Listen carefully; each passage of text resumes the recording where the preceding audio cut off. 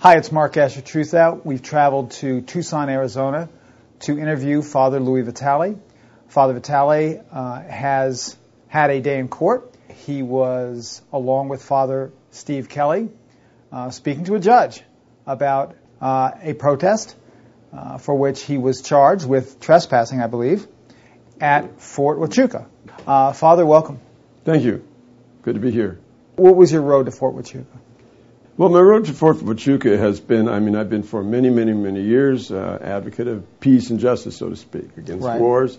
Ever since I got out of the military, which was back in the 50s, and then coming out in the 60s with the Vietnam War and those kinds of things going on, and the civil rights movement and such of that time, and became very involved in all of those. And as a result of that, I became advocate to eliminate nuclear weapons and other effects of wartime. And torture is one of the, you might call it side effects, but it's also one of the key aspects of any kind of conflict, or certainly any war. Now, specifically, torture was always a concern of yours and other activists who paid a great deal of attention to the military's activities at what became known as the School of the Americas, which was really Fort Benning, Georgia. Right. But one thing that's kind of interesting about when we look at torture, normally we look at torture as what they do.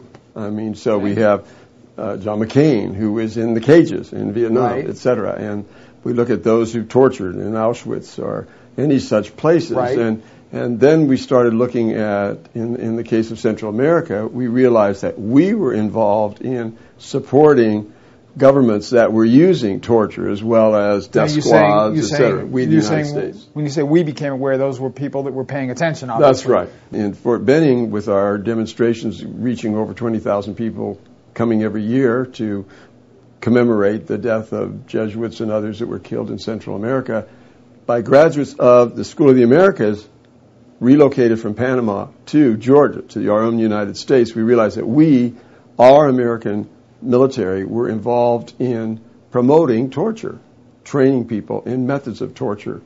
And when manuals exposing the teaching of torture were produced to the U.S. Congress, they voted to close the School of the Americas, but it was reopened again as WINSEC with a very similar program into which the people still call the School of the Assassins. What happens at Fort Huachuca that deserves this country's attention? It's the headquarters for the intelligence services of the United States military. Okay. And as such, it is the place where interrogators are trained. Those interrogators would be conducting interrogations for in large part in what the Bush administration likes to refer to as the War on Terror.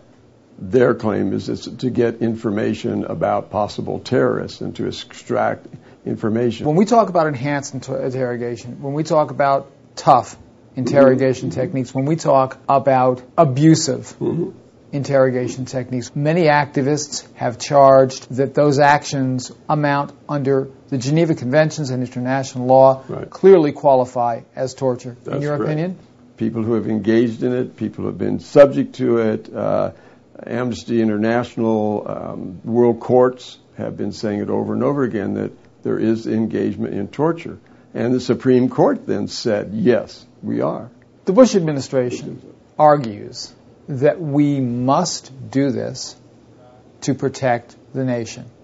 That if we are willing to be strong enough to engage in these tactics, that we will better protect our homes, our families, our sense of well-being. Those who are involved in military intelligence, many of the experts say, you get so much misinformation. Sister Diana Ortiz, one of the most famous cases in the United States, a nun who was brutally tortured, she said she tried to guess anything she could think of to confess to try to get them to stop. She had 150 burns on her. She was sexually molested.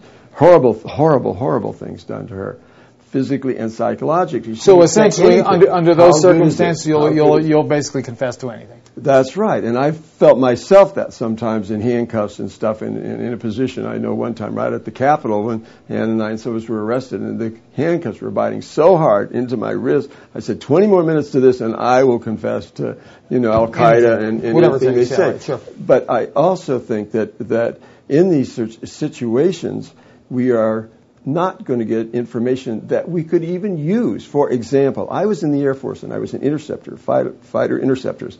And we were scrambled one time this was during the Korean War. So you were an Air Force pilot during the Korean War? I was an Air Force intercept officer, backseat. Okay. And I handled the missiles and the interceptors. Okay. And we were sent up to shoot down a positively identified Russian bomber coming into the United States, Detroit, Chicago area. Over some hours they observed, and they kept getting us ready, closer alert, and they sent us off, scrambled us to go after it. Right. And we said, well, do we do what we call an identification pass, where you come alongside and look at it, or do we do a 90-degree firing pass where you shoot it down? They said, absolutely firing pass. We said, don't you think we should look first? No, it's positively identified firing path. 2 or 3 times they said that.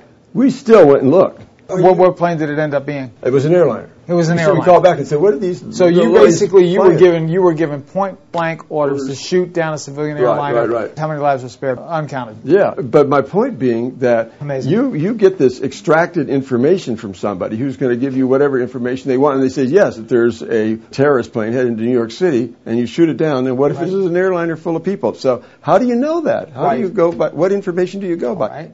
Now, then there are frequent demonstrations at Fort Huachuca, not as large as those at Fort Benning. That's right. You decided to join one of those actions. The head of the intelligence there was Major General Barbara Fast, who had been the head of intelligence at Abu Ghraib during that era in which we have all become very familiar. Right. That she was the commander there. We thought, well, we really should approach her and say, we kind of know what was going on in Abu Ghraib. What is going on here at the place where these people are trained? And we wrote a letter to General Barbara Fast asking that we would like to see her and talk about the methods of interrogation that were used there, and also to interview some of the trainees there to see just what were we doing. Okay, General Fast's response? It was Sunday, and she wasn't on duty, which is understandable, but as Father Kelly pointed out, being also the son raised on a military family, you know that there's an officer of the day at any post, any base, and asked to see the officer of the day. And they said, well, you can't do that. Was the military or personnel at Fort Huachuca forthcoming with any information whatsoever? Well, when I was in the Air Force, we had nuclear weapons on our base in Indiana when that wasn't that common, and we were called in and told, under no circumstances can you tell anyone that there are nuclear weapons here. Okay. And, that was under great penalty if you did. Okay. It seems pretty obvious that they were also under some restrictions as to what they would say about what went on at the training. Reading from an intelligence script, perhaps? That's correct. So then we were arrested, and then when we were taken for some interrogation and the citation that we were given, we learned a little bit more. Okay. Father Louis Vitale, thank you so very much. We're very grateful that you had a moment to join Truthout. We're so glad that you came and asked. Thank you, Marc.